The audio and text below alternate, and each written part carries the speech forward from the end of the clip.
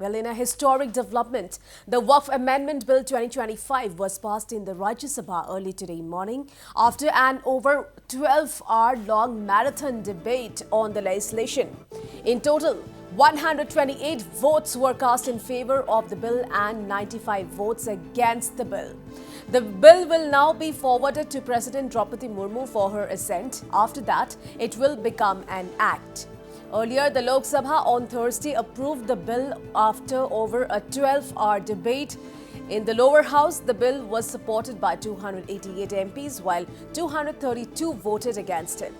The bill in Rajya Sabha went through a fierce debate between NDA and India bloc leaders. Participating in a debate in the Rajya Sabha, Minority Affairs Minister Kiren Rijiju said the bill was brought with a number of amendments based on suggestions given by various stakeholders. Well, according to the Waqf Amendment Bill, Waqf tribunals will be strengthened, a structured selection process will be maintained, and a tenure will be fixed to ensure efficient dispute resolution.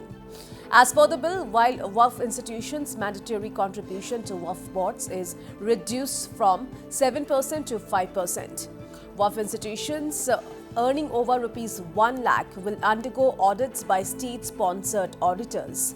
A centralized portal will automate Waqf property management, improving efficiency and transparency. The bill proposes that practicing Muslims for at least 5 years can dedicate their property to the Waqf, restoring pre-2013 rules.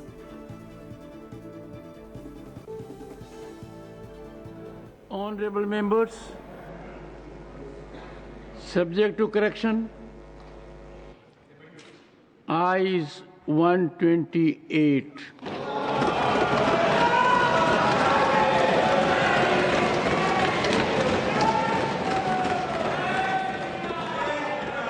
Noes 95.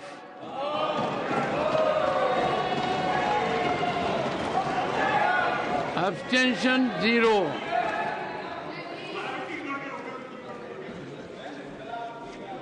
The bill is passed.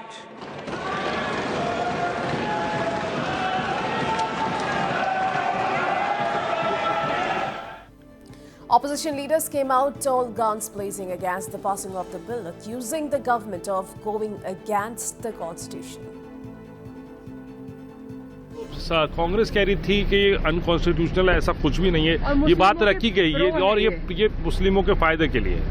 देखो, ये उनका interpretation है, हमारा interpretation जो है हमने उनके सामने रखा, लेकिन अगर वो नहीं मानते हैं तो इसका मतलब है कि पहले से वो नकारात्मक स्टैंड लिए हैं, वो उसको आगे चला रहे हैं। 292 on the amendment and 128 to 95 for the passing of the bill.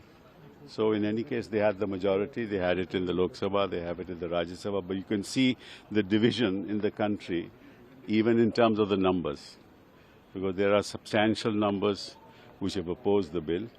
So this will have political implications, and especially in respect of political parties who have given the support to the BJP, because there's an election in Bihar coming. And of course, it makes very little difference to the TDP, because their elections are far away. But at least historically, they will be remembered for having supported the bill. And that may have political repercussions. देखिए, आज बाबा साहब doctor Bhimrao Ambedkar के संविधान की हत्या की गई है, लोकतंत्र की हत्या की गई है और एक गैर संवैधानिक बिल संख्या बल के आधार पर पास किया गया है। आम आदमी पार्टी ने इसका विरोध किया। ऐसे ऐसे प्रावधान इस बिल के अंदर हैं जो अपने आप में बड़े हैरान करने वाले हैं। 5 साल तक जो मुस्लिम धर्म के रीति रिवाजों को मानने वाला व्यक्ति होगा, सिर्फ वही दान कर सकता है। इसमें इस बिल के अंदर ये कहा है कि आपको 6 महीने तक रिकॉर्ड देने पड़ेंगे अपने ज़मीनों के, जबकि आप खुद कह चुके हैं सुप्रीम कोर्ट में कि आप 99% ज़मीनों को डिजिटाइज्ड कर चुके हैं, ऑनलाइन कर चुके हैं, बावजूद इसके आप ये प्रावधान लेके आते हैं। Meanwhile, members of the ruling BJP and their allies were overjoyed at the historic development. का 4:06 है और सारे सांसद पूरी संख्या में, खासतौर से एनडीए के सारे सांसद अभी भी जागृत अवस्था में हैं, क्योंकि देश जाग रहा है और इस देश के एक बहुत बड़े निर्णय का साक्षी बना है संसद भवन। और लंबी चर्चा के बाद में आज ध्वनि मत से मैं कहूं कि जितना एनडीए के पास वोट था उससे कहीं ज़्यादा वोट मिला है और विपक्ष के पास जितना वोट था उससे कहीं कम उनको मिला है। और शायद ये पता था, तभी इस चर्चा में ना तो राहुल जी बोले, ना प्रियंका जी बोली, ना सोनिया जी बोली। वो उनका पता ही नहीं चला कि वो पक्ष में है कि विपक्ष में है। आदरणीय अखिलेश जी भी बोले तो दुनिया की कहानी तो सब सुनाई, लेकिन उन्होंने वक्त के बारे में कमी क्या है बिल के बारे में, इस पर कोई प्रकाश नहीं डाला। मैंने तो पहले ही कहा था दोनों जगह होगा पास, कोई तर्क ही नहीं था विपक्ष के पास। जो तर्क था वो खुद भी मुझे नहीं लगता उस पर विश्वास कर रहे थे, जनता भी विश्वास नहीं कर रही थी। कल लोकसभा में पास होने के बाद ये पक्का हो गया था कि राज्यसभा में होगा, क्योंकि बाहर जो जनता की खुशी थी लोकसभा में पास होने के बाद वो हम सबको नज़र आ रही थी, न्यूज़पेपर्स में नज़र आ रही थी, लोगों से बातचीत करके पता चल रहा था। हम खुश हैं कि आज ये हिस्टोरिक बिल पास हुआ, एक कानून बना और वक्फ की प्रॉपर्टी पे जो इल्लीगल लोग बैठे हुए थे अब मुझे लगता है उनको खाली करनी पड़ेगी।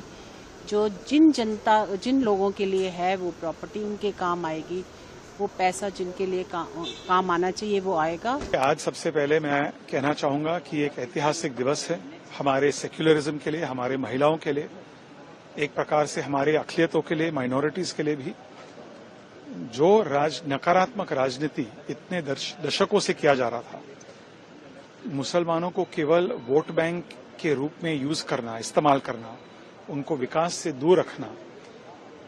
मैंने आज अपने भाषण में भी कहा कि 370 हटने के बाद सबसे ज्यादा फायदा कश्मीरी मुसलमानों को हुआ और मुझे यकीन है कि वक्फ अमेंडमेंट बिल लोकसभा राज्यसभा में पारित हुआ, कुछ ही समय में एक कानून बन जाएगा।